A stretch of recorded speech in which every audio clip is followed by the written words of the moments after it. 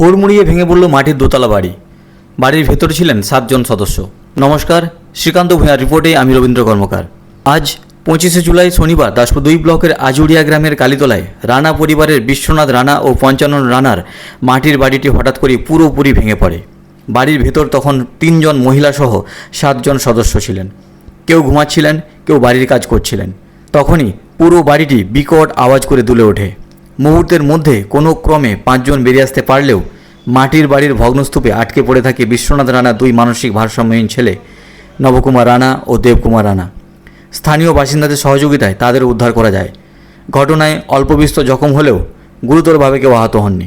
কিন্তু মাটির ভগ্নস্তূপে চাপা পড়ে থাকে বাড়ির দলিল থেকে শুরু করে সমস্ত নথি ও আসবাবপত্র।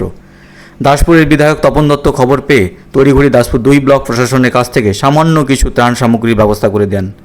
বিশ্বনাথবাবু ও পঞ্চাননবাবু জানান, দীর্ঘদিন থেকেই জরাজীর্ণ মাটির বাড়িতেই আমরা বসবাস করছি।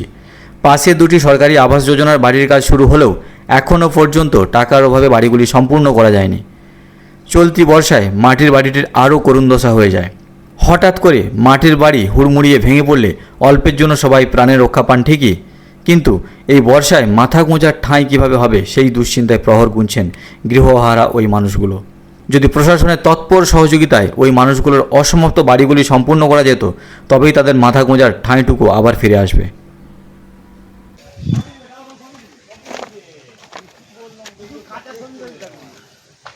আমাদের এই দোতলা বাড়িটি গত ভোররাত্রে ভেঙে পড়ে গিয়েছে।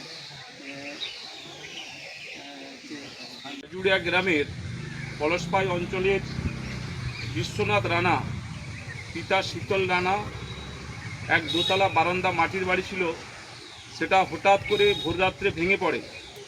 এলাকার স্থানীয় মানুষ এবং আমাদের বিজেপির কার্যকর্তা দেবকুমার পাল, রণজয় সেনগুপ্ত সহ একগুচ্ছ কার্যকর্তাদের সম্পূর্ণ সহযোগিতা এবং দ্রুত সিদ্ধান্তে সেই মানুষগুলোকে, অনেকেই চাপা পড়ে গিয়েছিল এবং এই বাড়ির 2টি ছেলে প্রতিবন্ধী রয়েছে যারা মানসিক ভারসাম্যহীন, তাদেরকে মৃত্যুর হাত থেকে রক্ষা করেছে।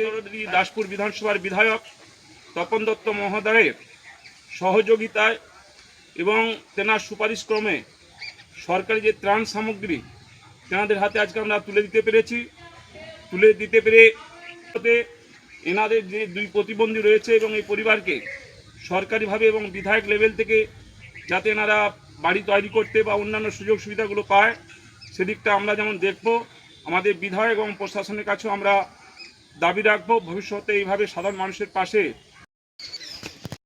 দেখুন, এই বাড়িটা আজ ভোর রাতে 5টার সময় পড়েছে, দোতলা মাটির বাড়ি। 2 জন চাপা হয়ে গেছিলো।